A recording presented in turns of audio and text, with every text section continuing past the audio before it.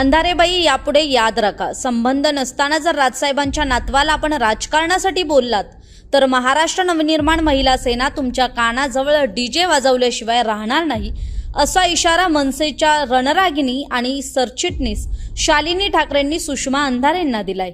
झालं असं की मनसे अध्यक्ष राज ठाकरेंनी गणेशोत्सवातील विसर्जन मिरवणूक, ध्वनी प्रदूषण आणि त्यामुळे होणाऱ्या त्रासाविषयी भाष्य करणारा एक पोस्ट सोशल मीडियावर टाकली होती. यावेळी राज ठाकरेंनी पुण्यातल्या मावळमधल्या मृत मुलाच्या वडिलांनी विसर्जनावेळी डीजेचा आवाज कमी करा म्हणून सांगितलं, तर जमावानं त्यांनाच मारहाण केली या घटनेचा उल्लेख केला.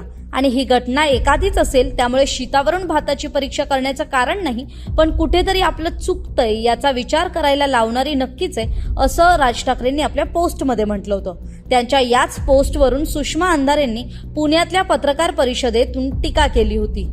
यावेळी त्या काय म्हणाल्या होत्या ते ऐका. माणसांच्या जीवाशी काय पद्धतीने हे सरकार खेळतंय. हे सर्वसामान्यांचे सरकार आहे. सर्वसामान्यांच्या सरकारमध्ये सर्वसामान्यांच्या प्रतिनिधींनी आणि भाटगिरी करणाऱ्यांनीही विचार करावा. म्हणजे गणेशोत्सवामध्ये डीजेने जर डिफनेस आला, वर्षानुवर्ष लोक सांगतात, त्यावेळेला लक्षात येत नाही. लेझरमुळे दृष्टी जाते, लक्ष दिलं जात नाही. आपल्या ससूनमध्ये कित्येक रुग्ण आहेत, पण एखाद्या बड्या नेत्याच्या नातवाला त्रास होत असेल आणि तिकडनंच रस्त्यावरून जर मुख्य रस्त्यावरून मुंबईच्या मिरवणूक जाणार असेल तर मात्र बडा नेता स्टेटमेंट करेल आणि मग बड्या नेत्याच्या नातवाला त्रास होतोय. अहो, बड्या नेत्याच्या नातवाचंही आरोग्य चांगलं सुरक्षित राहिलं पाहिजे, तेही मूल सुरक्षित असलं पाहिजे, पण त्या मुला इतकेच गोरगरिबाचे मूल सुद्धा सुरक्षित असले पाहिजे.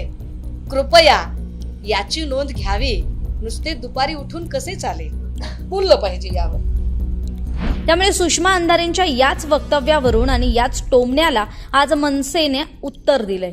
यावेळी मनसेच्या सरचिटणीस आणि महिला सेनेच्या शालिनी ठाकरेंनी थेट पत्रातून सुषमा अंधारेंचा समाचारच घेतलाय. शालिनी ठाकरेंनी आपल्या पत्रात म्हटलंय, प्रिय अंधारेबाई, हिंदू सण उत्साहाने साजरे झालेच पाहिजेत यासाठी राजसाहेबांनी अनेकदा ठाम भूमिका घेतली आहे. मात्र काही हिंदू सणांमध्ये डीजे आणि लेझर लाईटमुळे होणारा त्रास याबाबतही रोखठोक भूमिका घेऊन त्यास विरोध केला. महाराष्ट्रातील जनतेने तसेच सर्वच पक्षातील संवेदनशील माणसांनी त्याचं स्वागत केलं. हीच बाब बहुधा तुम्हाला रुचली नसल्याचं दिसतंय. सध्या मराठीबाबत तांडव सुरू असताना तुमचे शिल्लक सेना प्रमुख आणि त्यांचे बगलबच्चे शांतच आहेत. अशा वेळी फक्त मनसे आणि राजसाहेब सडेतोड भूमिका घेताना दिसत आहेत. म्हणूनच राजसाहेबांवर टीका करून प्रसिद्धी मिळवण्याचा तुम्ही केविलवाणा प्रयत्न करत आहात. कुटुंबाला राजकारणात ओढायची तुमच्या गटप्रमुखांची सवय तशी जुनीच. काही दिवसांपूर्वी तुमच्या गटप्रमुखांनी मुख्यमंत्र्यांच्या नातवाला राजकारणात ओढलं होतं. मग तुमच्यासारखे चेले चपाटे तरी कसे मागे राहतील? यातूनच तुमच्या पक्षाची संस्कृती दिसते. शिल्लक सेना प्रमुख आजकाल आपल्याकडे दुर्लक्ष करत आहेत म्हणून आपण नैराश्यात आहात. त्यातूनच संबंध नसताना आपण राजसाहेबांच्या नातवाला या राजकारणात ओढले. हे अत्यंत निंदनीय आणि निषेधार्ह आहे. याबाबत आपण खरं तर जाहीर माफी मागितली पाहिजे. पण आमच्या देवदेवतांचा, आमच्या संतांचा अपमान करणाऱ्या तुम्ही, त्यामुळे आम्ही आपल्याकडून ही सुसंस्कृत अपेक्षा करणेच चूक आहे.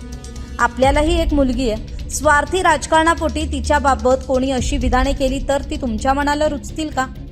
अंधारेबाई, यापुढे याद राखा, संबंध नसताना जर राजसाहेबांच्या नातवाला आपण राजकारणासाठी बोललात तर महाराष्ट्र नवनिर्माण महिला सेना तुमच्या कानाजवळ डीजे वाजवल्याशिवाय राहणार नाही. ज्या बाबी पटत नसतील त्याला विरोध जरूर करा, मात्र विरोधाची भाषा, स्तर महाराष्ट्राच्या राजकीय संस्कृतीला शोभेल असा ठेवा. अशा शब्दात शालिनी ठाकरेंनी सुषमा अंधारेंना सुनावतानाच उद्धव ठाकरेंच्या नेतृत्वावर आणि शिवसेना ठाकरे गटावरही सडकून टीका केली आहे. तरी आता यावर सुषमा अंधारे काही प्रतिक्रिया देतात हे पाहणं महत्त्वाचं असेल. तरी आपल्याला याविषयी काय वाटतं हे कमेंट करून नक्की सांगा. ताज्या बातम्यांसाठी सकाळचं YouTube चॅनल सबस्क्राईब करायला विसरू नका. महाराष्ट्रातील सर्व बातम्यांचे विश्वासार्ह व्यासपीठ. सकाळच्या सर्व सोशल मीडिया प्लॅटफॉर्मला लाईक, फॉलो आणि सबस्क्राईब करा.